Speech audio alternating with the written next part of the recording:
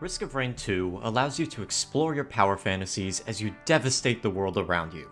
A great part of this power trip stems from your survivor choice. The base game of Risk of Rain 2 allows you to select one of 12 characters to enact your carnage. But sometimes, 12 options isn't enough. Occasionally, we crave a new vessel to display our destructive prowess. Luckily, if you play on PC, and I feel so sorry for you if you don't, you have access to the vast library of Risk of Rain 2 mods. These mods stem from quality of life changes, interesting additions, garbage, and the topic of today's video, custom survivors. In this video, I will be listing my current top 5 favorite custom survivors in Risk of Rain 2. I have 2 simple rules for this list. One is that the mod must provide you with a unique character, not a tweaked survivor or skill add-on for an existing survivor. And 2 is that the mod should be currently functioning. So unfortunately, no Sora mod here as he doesn't work. With that said, let's begin with number 5, which is actually a plethora of characters, the classic survivors. All the Risk of Rain 1 characters who didn't make the cut into the sequel are available to you in mod form.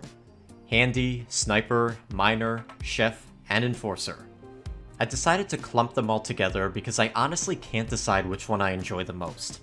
You have my main from the first game, Handy, an up-close melee fighter with great self-sustain, Miner, who is another melee fighter but trades sustain for mobility, the Sniper, who can debuff and eliminate large HP threats, Enforcer for a defensive playstyle, and Chef, for those who just want to see the world burn. All of these survivors play exactly like their Risk of Rain 1 counterparts, and they all transitioned very well from 2D to 3D in my opinion.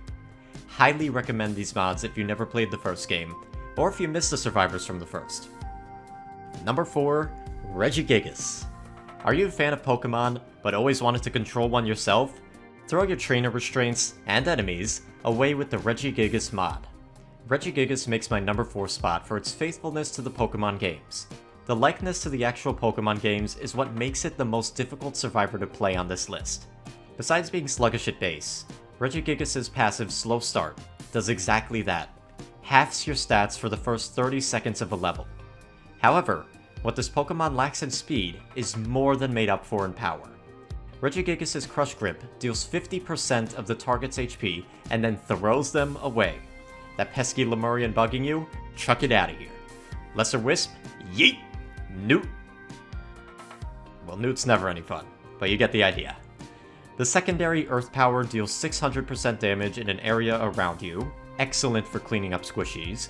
Revenge allows Reggie to hunker down, gaining bonus armor and then returning that damage to its enemies. Finally, we have Giga Impact, in which Reggie performs a very short-range karate chop, dealing 8000% damage. Bosses and smaller enemies alike won't be standing after this attack.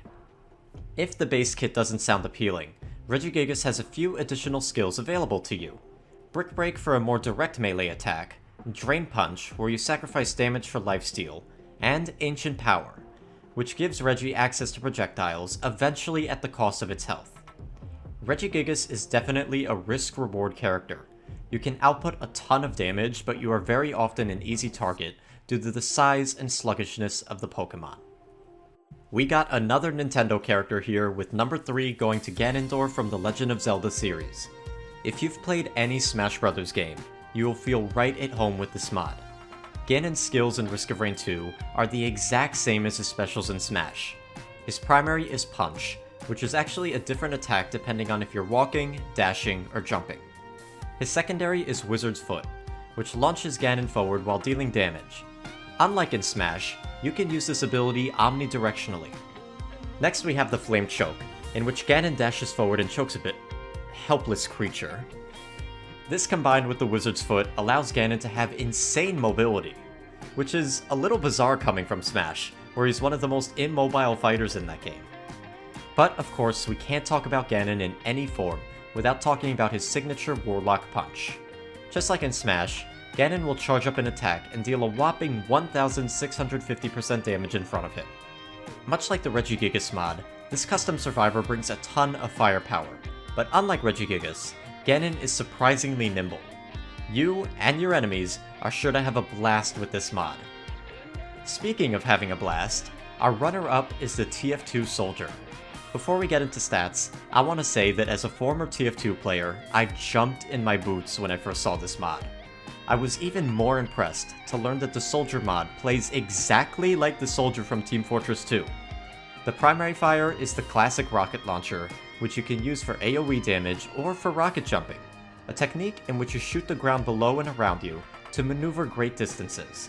Sadly, just like in TF2, I still suck at rocket jumping, but I don't doubt that you could pull off some insane rollouts with this tech if skilled enough. If you prefer a more straightforward skill, Soldier's all-reliable shotgun has got you covered. Again, it functions exactly like Team Fortress 2. The same fire rate, similar damage field, etc. If you're a team player, you'll enjoy the Soldier's next skill, the Conqueror. Again, functions just like the TF2 counterpart. When activated, Soldier will grant himself and allies nearby a move speed and lifesteal buff. The Soldier's last skill is his iconic Market Gardener. When used on the ground, this is a pathetic melee attack only dealing 150% damage.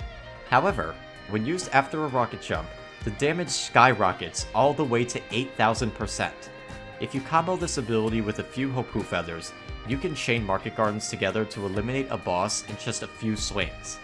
I love the TF2 Soldier mod for its nearly identical playstyle to the original. It's such a fun way to relive my time in TF2 without actually playing the game. Because it's, overrun by bots. My number one option was set in stone the second I saw a Beetle Queen get body slammed, and that's the Nemesis Enforcer. Despite the name, the Nemesis Enforcer plays nothing like the ported Risk of Rain 1 Enforcer. This is a stance-swapping character that is all about big, flashy damage. In his melee stance, the Nemesis Enforcer can smack people to his heart's content with his golden hammer. With his second skill, you could charge an uppercut attack to deal great burst damage. Then we get to my favorite skill. The body slam is the sole reason why Nemesis Enforcer gets this number one spot. The ability is so flashy and over the top, and such a blast to use. Grab any enemy, small, large, boss, even Newt. Jump in the air, spin them around to please the crowd, before finishing the attack with a devastating slam. But we're not done yet. For threats at range, the Nemesis Enforcer can swap to his Gatling gun. Additionally, his uppercut attack changes to a downwards hammer strike, allowing you to quite literally squish your opponents and teammates. Nemesis Enforcer offers a very fun dynamic of switching between his flashy melee stance and sturdy range stance, and for that reason, he is my favorite custom survivor at the time of making this video. Well, those are my favorite custom characters, but I would love to know yours. Let me know in the comments below.